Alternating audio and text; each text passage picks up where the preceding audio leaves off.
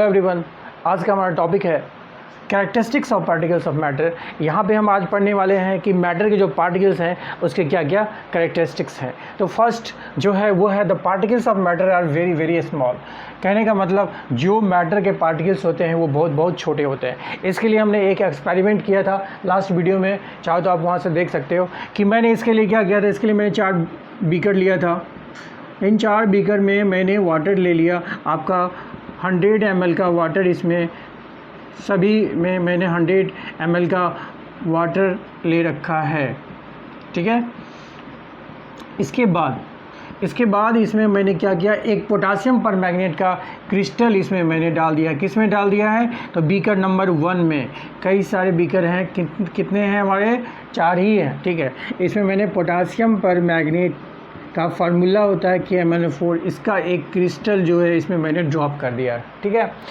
तो ऐसा करने से क्या हुआ, तो ये जो आपका बीकर है इसमें जो पानी है उसका कलर पूरा का पूरा पर्पल हो गया, ठीक है। अब इस पानी को हम दोबारा से किस में डाल देंगे, सेकंड वाले बीकर में। लेकिन कितना पानी लिया हमने, 10 ml लिया। कितना सॉल्यूशन लिया, बेसिकली अब ये सॉल्यूशन हो चुका है क्योंकि इसमें वाटर भी और पोटासियम परमैंगनेट भी है। तो इन दोनों का जो सॉल्यूशन है उसका 10 ml मैंने क्या किया है, इस सेकेंड वाले बीकर में ड्रॉप कर दिया है। इसकी वजह से इसका भी कलर क्या हो गया, पर्पल हो गया है। लेकिन जितना डार्क कलर इसमें है वाटर का, पर्पल कलर, उससे ये कम होता है, ठीक है। इसके बाद नेक्स्ट टाइम फिर हमने क्या किया, इसमें 10 ml का डाल दिया, किसमें, थर्ड वाले बीकर में। तो फिर इसका भी कलर पर्पल हो गया, लेकिन इससे लाइट कलर मिला है। इसके बाद फिर इससे फोर्थ वाले में डाल दिया 10 ml हमने सॉल्यूशन, तो इसका जो है सबसे लाइट कलर मिलता है। ऐसा क्यों हो रहा है, ऐसा इसलिए हो रहा है कि यहाँ पे जो आपका पोटासियम परमैंगनेट था उसके जो पार्टिकल्स थे वो तो इस पानी में जाके आपका डार्क पर्पल कलर बना दिया। लेकिन इसके बाद इसका ही 10 ml का सॉल्यूशन आपने कितने में डाला, 100 ml में डाला है। मतलब इसको जो डाइल्यूट दोबारा किया गया है 100 ml वाटर में, तो इसका कलर जो है फिर ये पर्पल हो जाता है। पर्पल होता है तो सिर्फ कुछ पोर्शन पर्पल नहीं होता है, जो बीकर में पानी है उसका कुछ पोर्शन सिर्फ पर्पल नहीं होता, बल्कि थ्रू आउट जितना भी पानी है उसका कलर पर्पल हो जाता है, लेकिन वो लाइट पर्पल होता है। ऐसा इसलिए क्योंकि यहाँ जो सपोज कर सकते हो आप इस तरह से कि मान लो कि यहाँ जो पोटासियम परमैंगनेट का पार्टिकल्स था वो इस साइज़ में था जब ये बीकर 1 में था, लेकिन जब ये बीकर 2 में गया है तो इसका साइज़ क्या हो गया, वो छोटा हो गया। क्यों, क्योंकि उस 100 ml वाटर में इसको पूरा का पूरा स्प्रेड हो रहा है। तो ये जो पार्टिकल है जो इसमें था पोटासियम परमैंगनेट का, वो भी क्या हुआ, ब्रेक हो गया। वो भी कई सारे छोटे छोटे पार्टिकल से मिलके बना हुआ, ठीक है। फर्दर आप क्या कर रहे हो, इस साइज वाले जो पोटासियम परमैंगनेट का जो पार्टिकल है उसको आप थर्ड बीकर में डाल लो, इसमें डाल लो, तो फिर क्या हो रहा है, ये थ्रू आउट क्या हो रहा है, स्प्रेड हो जा रहा है। जिस वजह से क्या हो रहा है, पानी तो पूरा का पूरा जो है आपका पर्पल हो जा रहा है, लेकिन उसका कलर बहुत कम है क्योंकि ये जो पार्टिकल है ये और भी छोटे छोटे पार्टिकल्स में टूट गए हैं और थ्रू आउट स्प्रेड कर गए हैं, किसमें, इस पानी में जो हमने लिया था थर्ड वाले बीकर में 100 ml। उसके बाद जो लास्ट वाला है इसमें इससे भी छोटे छोटे पार्टिकल्स जो हैं आपके ये ब्रेक हो गए हैं पोटासियम परमैंगनेट के फोर्थ वाले में, जिससे इसका कलर और भी लाइट हो जाता है। तो कहने का मतलब है एक पोटासियम परमैंगनेट जिसका जो एक छोटा सा क्रिस्टल आपने डाला है, जिसका कि ये थ्रू आउट जब ये पूरा का पूरा इसमें स्प्रेड हो जाता है, उसके बाद जो आपका पार्टिकल का साइज कंसीडर करते हैं कि इतना छोटा है, जो फाइनली क्या हो जाता है, इतने छोटे में वो ब्रेक हो जाता है और थ्रू आउट ये स्प्रेड हो जाता है ये फोर्थ वाले बीकर में जो पानी रखा है उसमें, जिस वजह से इसका कलर क्या हो जाता है, बहुत कम रहता है, बहुत ही लाइट हो जाता है, क्योंकि इसमें बहुत ही छोटे छोटे क्या हैं, पार्टिकल्स हैं पोटासियम परमैंगनेट के। तो इस बात से ये पता चलता है कि जैसे जैसे आप क्या कर रहे हो, पोटासियम परमैंगनेट का जो सॉल्यूशन है नेक्स्ट बीकर में, आगे के बीकर में भी लेके हम जा सकते हैं। इस तरह से क्या होता जाता है, इसके पार्टिकल्स और छोटे छोटे होते जाते रहे हैं, लेकिन सबसे बहुत ही लाइट में हो जाएगा सबसे लास्ट वाले। मान लो कि ये 10th बीकर है, बीकर नंबर 10 है, तो इसमें क्या होगा, पार्टिकल्स का साइज़ क्या होगा, बहुत ही छोटे हो जाएंगे। तो कहने का मतलब इस बात से ये पता चल रहा है कि the particles of matter are very very small, क्योंकि ये छोटा है, इससे भी छोटा, इससे भी छोटा आप देख रहे हो, और लास्ट में बहुत ही छोटा है जो इसमें आपको अभी दिखा नहीं सकते, हम नेगेट आइस आप उसे देख नहीं सकते हो, ठीक है। लेकिन स्टिल इसका जो कलर है वो आपका पर्पल है, जो कि इससे भी बहुत ज़्यादा लाइट है। ठीक है। सेकंड पॉइंट पर डिस्कस करते हैं, the particles of matter have spaces between them. कहने का मतलब मैटर का जो पार्टिकल्स है उसके बीच क्या है, स्पेसेज है। ये कैसे पता चलता है, जैसे कि मान लो कि आपके पास एक बीकर है जिसमें आपने क्या ले रखा है, वाटर ले रखा है, ठीक है, और इसमें मैंने क्या कर दिया, इसमें शुगर को मैंने ऐड कर दिया है, राइट।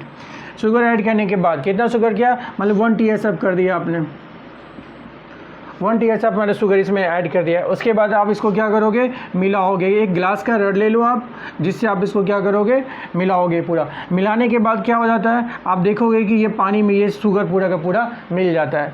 सपोज़ करते हैं कि मिलाने से पहले हमारा वाटर का लेवल जो था वो इतना था, ठीक है, और इतना ही लेवल यहाँ भी रहता है, लेवल में कोई फ़र्क नहीं होता है after adding the sugar in this beaker, right.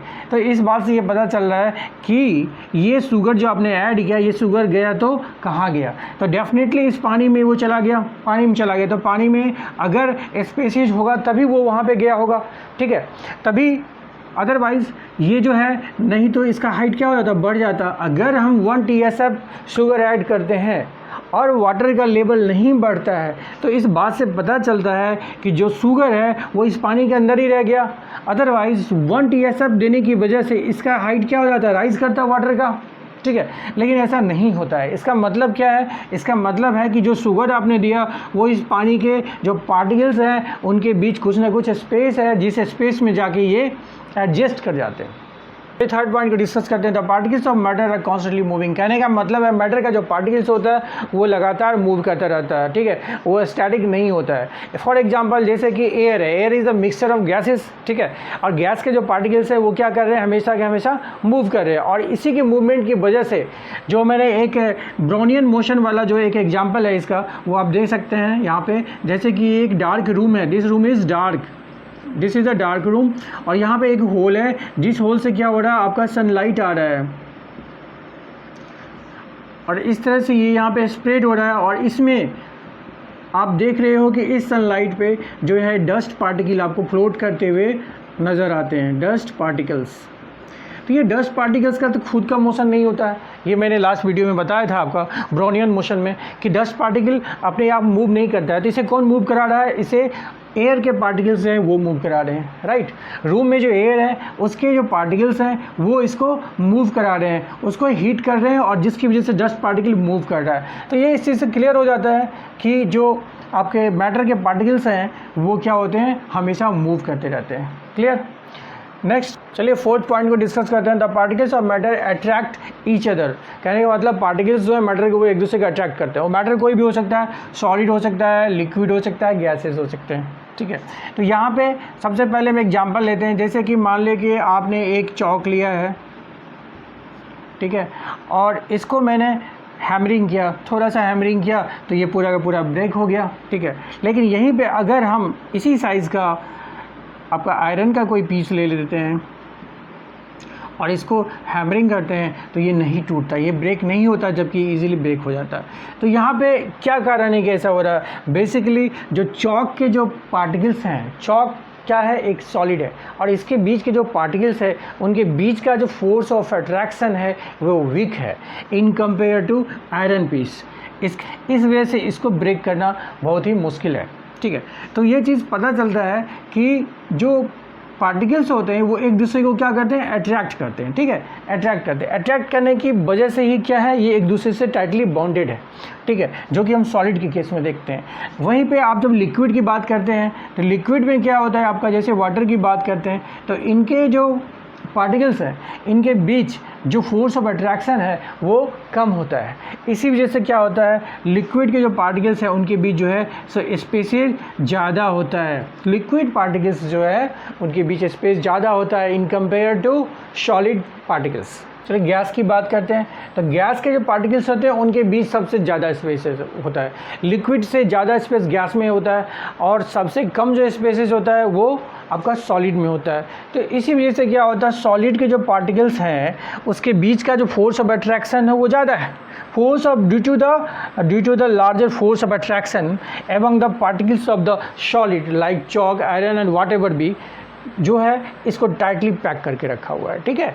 और यहाँ पे लिक्विड में क्या है, ये लूजली है, उतना ज़्यादा नहीं है जितना कि सॉलिड में, ठीक है। इसी वजह से ना यहाँ पे अभी मैंने जो एग्जांपल दिया था उसमें क्या होता है, जब पानी में आप शुगर को ऐड करते हो तो वो ईजिली जाके वहाँ पे एडजस्ट कर जाता है क्योंकि इसके बीच स्पेस होता है, राइट, इस वाले कंडीशन में, ठीक है।